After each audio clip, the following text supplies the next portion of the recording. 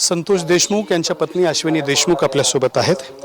तर तुम्ही पोलिसांकडे जबाब दिलेला आहे. त्या जबाबामध्ये असं म्हटलेलं आहे की विष्णू चाटेकडून संतोष देशमुख यांना 1 महिन्याआधीच धमकी देण्यात आली होती मारण्याची. ते भांडणं झाल्यापासून टेन्शनमध्ये होते. ते एवढंच मला म्हणले की फोनवर काय मला माहीत नाही, पण मी म्हणलं काय झालंय, तर ते म्हणले की त्या दिवशी पवन चक्कीवर जी किरकिर झाली ती जरा गुंड प्रवृत्तीचे लोक आहेत, मला भीती वाटते, एवढंच बोलले. पण फोन करून काही धमकी वगैरे दिली होती असं काही आहे? नाही, तसं काय मला माहीत नाही. ते असं तोंडानेच लातूरला आल्यावर मला बोलले होते. ती कशी धमकी दिली होती ते मला माहीत नाही.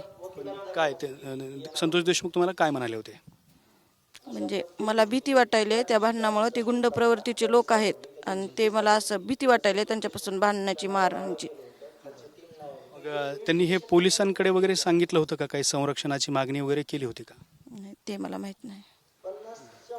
पण मग जो भांडण झालं होतं पवन चक्कीवरती, ते भांडण झाल्याच्या नंतर संतोष देशमुख हे रोज अस्वस्थच वाटायचे.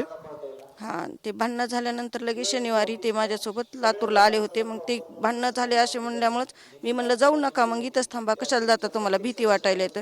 म्हणून ते तिथंच थांबले होते. रविवारी पण थांबले, सोमवारी ते थांबणार होते.